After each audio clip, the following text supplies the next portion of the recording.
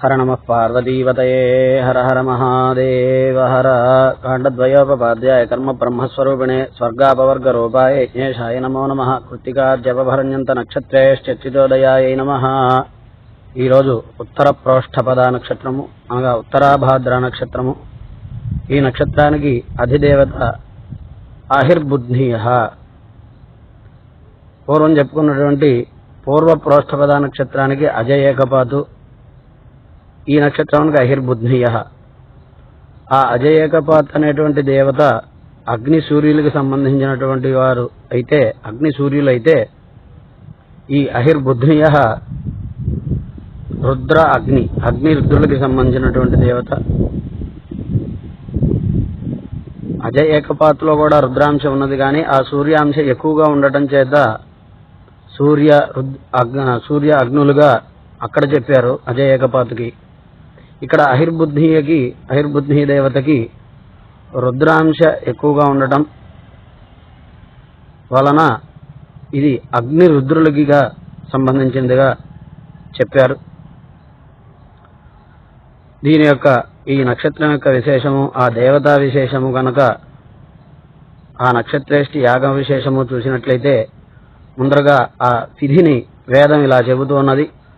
ఆహిర్వై బుద్ధియో గామయత ఇమాం ప్రతిష్టాం విందేయేతి స ఏతమహయే బుద్ధియాయ ప్రోష్ఠపదేభ్య పురోడాశం భూమి కపాలం నిరవపత్ తతో వై స ఇమాం ప్రతిష్టామ విందత ఇమాగుం హవై ప్రతిష్టాం విందతే య ఏతేన హవిషాయజతే య ఉచేన దేవం వేద సోత్ర జుహోతి.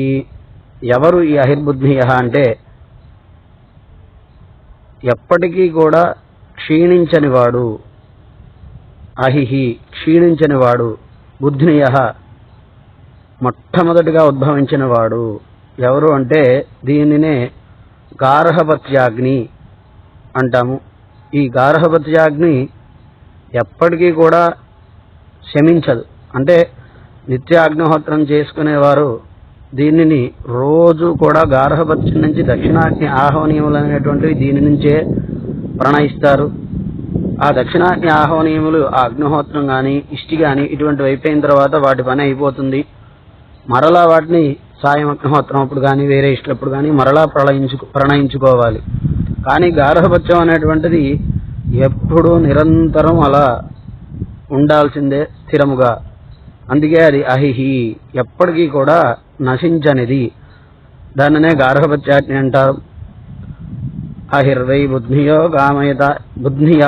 అందుకే మొట్టమొదటిగా ఉద్భవించేది, అజ్ఞాధానంలో మొట్టమొదటిగా ఉంచేది గార్హపత్యాగ్నే. ఈ జగత్తు మొత్తానికి కూడా కారణభూతమైనటువంటిది, దాన్నే గృహపతి అని అంటాం. అందుకే ఆయనే మనల్ని కాపాడుతూ ఉంటాడు. అందుకే గార్హపత్యాగ్ని అయినది.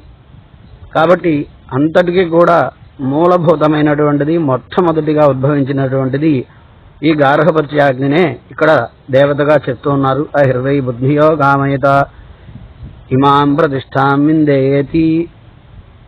అటువంటి గార్హపత్యాగ్ని అధిష్టాన దేవత ఎప్పుడూ కూడా ఇక్కడ ప్రతిష్ట, ఎప్పుడూ కూడా నేను ఇక్కడ నిలకడగా ఉండాలి ఈ భూమి మీద. అంటే ఎప్పటికీ కూడా నేను నిరంతరం అగ్నిహోత్రాది కర్మానుష్ఠానం ద్వారా ఎప్పటికీ కూడా నేను స్థిరముగా ఉండాలి అని కోరుకున్నదట. అట్టి ఆ అహిర్బుద్ధియ దేవతకి, పూర్వకల్పంలో ఉన్నటువంటి అహిర్బుద్ధియ దేవతకి తర్వాత కల్పంలో ఒకానొక మహర్షి ఏతమహ ఏ బుద్ధియాయ ప్రోష్ఠపదేభ్య పురోడాశం భూమి కపాల నిరవపతు. ఇక్కడ చాలా విశేషం చెప్పారు. మామూలుగా ఇష్టి అనేటువంటి యాగంలో కపాలములు అంటే మట్టి, మా సరళమైన భాషలో చెప్పుకోవాలంటే కుండ పెంకుల వంటి మట్టి పెంకుల మీద ఏదైతే దేవతకి ద్రవ్యాన్ని, పురోడాశం అంటాం, ఆ ద్రవ్యాన్ని ఏదైతే ద్రవ్యాన్ని ఇస్తామో ఆ ద్రవ్యాన్ని ఆ పెంకులను కాల్చి, ఆ పెంకుల మీద ఆ బియ్యపు రవ్వని వేయించి దాన్ని ఉడికించి దాన్ని ముద్ద చేసి ఈ పెంకుల మీద కాల్చి ఆ తర్వాత ఆ ద్రవ్యాన్ని హోమం చేస్తాం. ఒక్కొక్క దేవతకి ఒక్కొక్క విశేషం ఉంటూ ఉంటుంది. కపాలము అనగా పెంకు అని సరళమైన భాషలో అనుకోవచ్చు. అటువంటి పెంకులు ఒక్కొక్క దేవతకి ఏకకపాలం, ఒక్కొక్క దేవతకి త్రికపాలం, ఒక్కొక్క దేవతకి అష్టాకపాలం, ఒక్కొక్క దేవతకి ఏకాదశ కపాలం, ఇట్లా ఆయా సంఖ్యాకమైనటువంటి కపాలముల మీద శ్రవణం చేయమని చెబుతూ ఉన్నది వేదం. దాని ద్వారా ఒక రకమైనటువంటి పుణ్య విశేషము, ఆ దేవతా ప్రీతి కలుగుతుంది. ఆ రకమైనటువంటి కపాలము లేకుండా భూమినే కపాలముగా భావించి ఇక్కడ పురోడాశం చేయమని ఈ అహిర్బుద్ధియ దేవతకి విశేషంగా చెబుతూ ఉన్నది వేదము. కాబట్టి అట్లాంటి భూమి కపాలం మీద పురోడాశము చేసి ఆ పురోడాశ ద్రవ్యముతో యాగం చేసినప్పుడు ఆ మహర్షికి కూడా తర్వాత జన్మలో తర్వాత కల్పంలో ఈ గార్హపత్య అధిష్టాన దేవత ఈ అహిర్బుద్ధియ దేవత ఈ భూమి మీద నిలకడగా ఎప్పటికీ కూడా క్షయం చెందకుండా హీనం చెందకుండా నహీయత ఇది అహిహి, హీనం అనేటువంటిది అంటే ఎప్పటికీ కూడా తగ్గడం అనేది చల్లారడం అనేది లేకుండా ఉన్నాడట ఆయన కూడా. ఎవరైతే ఈ రకంగా తెలుసుకుని ఇష్టి చేస్తారో, ఎవరైతే ఈ మంత్రశ్రవణం చేస్తారో, ఎవరైతే ఈ ఇష్టిని చూస్తారో, ఎవరైతే ఈ విధంగా ఫలాన్ని వింటారో, ఎవరైతే భావిస్తారో, ఎవరైతే అనుష్ఠానం చేస్తారో, అలాగే లోకం మొత్తానికి కూడా ఇక్కడ మనకి స్థిరమైనటువంటి ఆవాసము అంటే భూమి మీద స్థిరమైనటువంటి ప్రతిష్ట, నిలకడ. కొంతమందిని చూస్తే ఒక చోట నిలకడ లేకుండా తిరుగుతూ ఉంటారు, అనేక చోట్ల తిరుగుతూ ఉండటం, అది కూడా నిలకడ లేకుండా ఉండటమే. ఉన్నవారికి ఒకే చోట ఉన్నవారికి ఏమో సరైన ఆవాసం లేకపోవటం, సరైన వృత్తి లేకపోవడం, ఇవన్నీ కూడా లేకుండా చక్కటి నిలకడైనటువంటి వృత్తి, నిలకడైనటువంటి నివాసము, ఆవాసము కలుగుతాయి అని ఈ యొక్క ఇష్టి యొక్క విశేషం తెలుస్తూ ఉన్నది.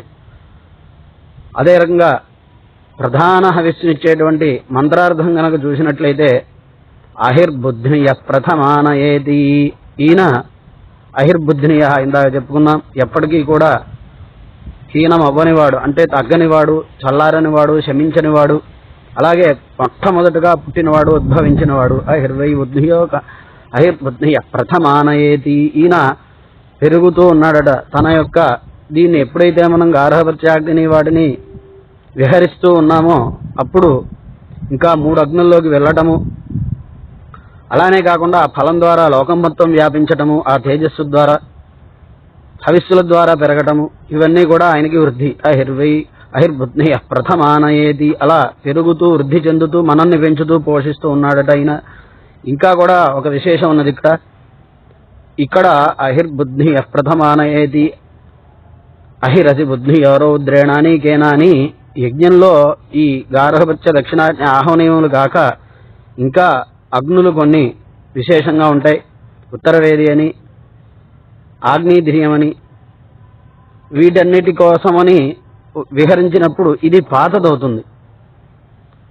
దానికి ఉపస్థానం చెప్తూ ఈ మంత్రం వాడతారు ఇక్కడ. అహిరసి బుద్ధి రౌద్రేణాని కేన పాహిమా నేపి బ్రహిమామా హింసి. అక్కడ నమస్కారం చేస్తూ ఇందాక చెప్పుకున్నాం రుద్ర సంబంధం ఏమిటి అంటే ఎప్పటికీ కూడా మనకి ఇబ్బంది కలిగించేది, మనకి బాధ కలిగించేది రోదనం. అంటే బాధ ఉంటే రోదనం వస్తుంది, ఆ రోదనం కలిగించేది అల్లా కూడా రుద్ర సంబంధం.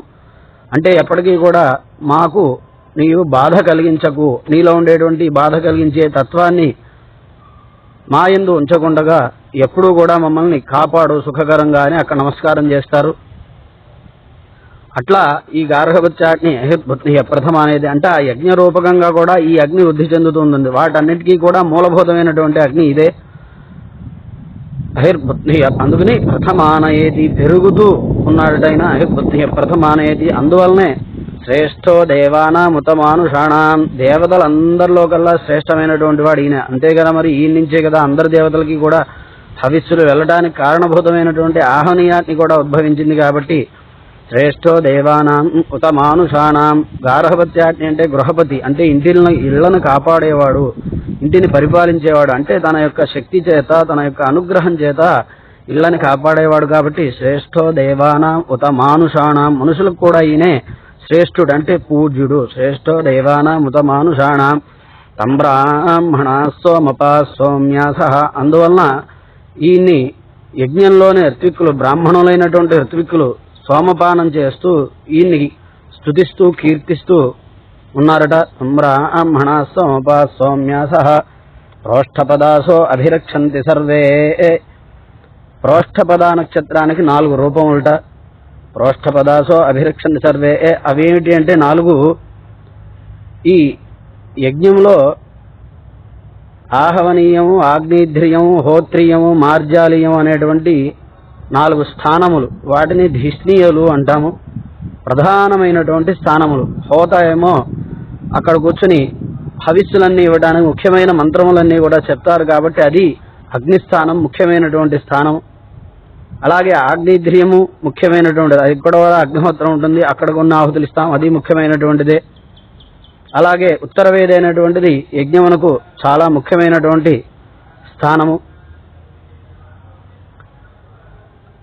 నాసికోత్తర వేది అని మనకి ముక్కు ఎలాంటిది ప్రాణాధారమో యజ్ఞానికి ఉత్తరవేది అటువంటిది. ఈ 4టి స్వరూపమే ఈ యొక్క ఉత్తర ప్రోష్ఠపద నక్షత్ర స్వరూపము. చత్వార ఆ 4 ఆహవనీయము, ఆగ్నేధ్రియము, మార్జాలీయం అనేటువంటిది ఒకానొక స్థలము, అది కూడా అగ్నిస్వరూపము. ఈ 4 అగ్నులు కూడా ఒకానొక సమయంలో ఈ సోమయాగమునందు భాగం లేక దేవతలను అడిగాయట, మాకు కూడా సోమంలో భాగం కావాలి అంటే అప్పుడు దేవతలు మీకు 2 పేర్లు ఉంటేనే మీకు అవకాశం ఉంటుంది అని చెప్పినప్పుడు అందుకే ఇవి ధిష్ణీయులు కూడా అని చెప్పబడుతూ ఉన్నాయి. వాటిని సోమంతో యాగారణం అనేటువంటి హోమం చేస్తారు, సోమం చేత. అప్పుడు అవి సోమ యాగంలో సోమపానానికి అర్హత చెందినాయి. అట్లా ఈ బ్రాహ్మణులందరూ కూడా, ఈ యజ్ఞ ఋత్విక్కులందరూ కూడా, సోమపానం చేసేటువంటి వారందరూ కూడా తంబ్రాహ్మణ సోమపా సౌమ్యసహ ప్రోష్ఠపదాసో అభిరక్షంతి సర్వే. ఈ ప్రోష్ఠపద నక్షత్ర రూపములైనటువంటి ఈ 4 స్థానముల్ని కూడా యజ్ఞమునందు భాగస్వాముల్ని సోమపానం కలిగేటువంటి వాటినిగా చేసి వాటిని కూడా స్తుతిస్తూ వాటి ద్వారా కూడా యజ్ఞాన్ని చేస్తూ ఉన్నారు. చత్వార ఏకమభికర్మ దేవా, ఈ 4 కూడా అప్పుడు ఈ కర్మయందు భాగస్వాములైనట. చత్వార ఏకమభికర్మ దేవా, ఏమిటివి? ప్రోష్ఠపదాస ఇది అనువదంతి. ప్రోష్ఠపదాస, ప్రోష్ఠపద నక్షత్ర రూపకములుగా ఏవైతే చెప్పబడుతున్నాయో ఇవి ప్రోష్ఠపదాస ఇది అనువదంతః తే బుద్ధియం పరిషజ్జగ్గుస్తువంతః. అవి అహిర్బుద్ధి నామకమైనటువంటి పరిషజ్యం అంటే పరిషజ్య సభాయోగ్యము. ఇక్కడ ఇంకొక పెద్ద విశేషం ఉన్నది. మామూలుగా 5 అగ్నులు ఉంటాయి. గారహవత్య దక్షిణాగ్ని ఆహ్వనీయులు అనేటువంటి 3 అగ్నులు, త్రేతాగ్నులు నిత్యం ఆరాధన చేయబడుతూ ఉంటాయి. ఈ రెండింటితో పాటుగా మనకి చాలా చోట్ల తపస్సు చేసేటప్పుడు వింటూ ఉంటాం, పంచాగ్నుల మధ్యలో తపస్సు చేశారు, పంచాగ్నుల మధ్యలో తపస్సు చేశారు అంటే సభ్యము అవసత్యము అనేటువంటి 2 అగ్నులు ఉంటాయి. మనకి చాలా చోట్ల హారతి ఇచ్చేటప్పుడు అహే బుద్ధి మంత్రం మే గోపాయ అని చెప్పి ఆ మంత్రం వినిపిస్తూ ఉంటుంది. ఒకానొక చోట ఉపస్థానం నమస్కారం చేస్తూ సభా సదనం, అనేక సదనాలు అంటే మనకి ఇల్లు ఉంటే సభ అంటే ఏమన్నా ఎవరైనా వచ్చినప్పుడు కూర్చోవడానికి, మాట్లాడటానికి. అదే రాజుగారి కోటలో అయితే సభకి ప్రత్యేకంగా ఒక స్థానం ఉంటుంది. ఆ స్థానంలో ఉండేటువంటి అగ్ని సభ్యాగ్ని. ఆ అగ్నికి నమస్కారం చేస్తూ అహే బుద్ధి అమంత్రం మే గోపాయ అంటే సభలో ఎప్పుడూ కూడా విజయం కావాలి. అందరూ కూడా యువకులందరూ కూడా సభేయో యువా అని యువకులందరూ కూడా సభకి యోగ్యులై ఉండాలి. సభకి యోగ్యత అంటే ఏంటి? పాండిత్యం కలిగి ఉండాలి.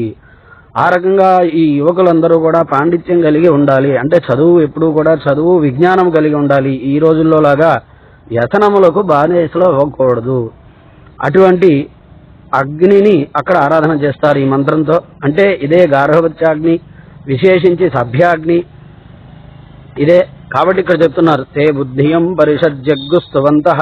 ఈ పరిషజ్య రూపకమైనటువంటి అగ్నిని కూడా స్తుతిస్తూ అహిగం రక్షంతే నమసోపసజ్జ నమస్కారముల చేత హవిస్సుల చేత కూడా ఈ యొక్క అగ్నుల్ని వీరు ఎప్పుడూ కూడా వృద్ధి చెందింపచేస్తూ లోకక్షేమం చేస్తూ అందరికీ కూడా ప్రతిష్ట అంటే చక్కడైనటువంటి నివాసము, చక్కడైనటువంటి వృత్తి వ్యాపారములు, ఆరోగ్యం ఎప్పుడూ కూడా ఇక్కడ ఉండగలుస్తున్నాము అంటే ఏంటి? ఆరోగ్యం ఉంటేనే మనం భూమి మీద ఎక్కువ కాలం ఉండగలం. కాబట్టి ఎక్కువ ఉండగలిసేటువంటి శక్తిని కూడా ఈ యొక్క ఆరాధన ద్వారా, అహిర్బుద్ధియ దేవత ఆరాధన ద్వారా వారు కల్పిస్తున్నారు అని ఈ యొక్క ఇష్టలో ప్రార్థన చేయడం జరుగుతున్నది. కాబట్టి అందరికీ కూడా అటువంటి ప్రతిష్ట, అటువంటి తేజస్సు, సభ్యత్వము చక్కగా అందరికీ కూడా జ్ఞానము, సభల్లో విజయము, పండిత సభల్లో విజయము కలగాలి అని ఈ ఇష్టి ద్వారా ప్రార్థన చేస్తూ అనుగ్రహం అందరికీ ఉండాలని ప్రార్థన చేస్తూ హర నమః పార్వతీపతయే హర హర మహాదేవ హర. కాండద్వయోపాధ్యాయ కర్మ బ్రహ్మస్వరూపిణే స్వర్గాపవర్గరూపాయ యజ్ఞేశాయ నమో నమః. కృత్తికా జపభర్ణ్యంత నక్షత్రేశ్చత్తిదోదయాయ నమః.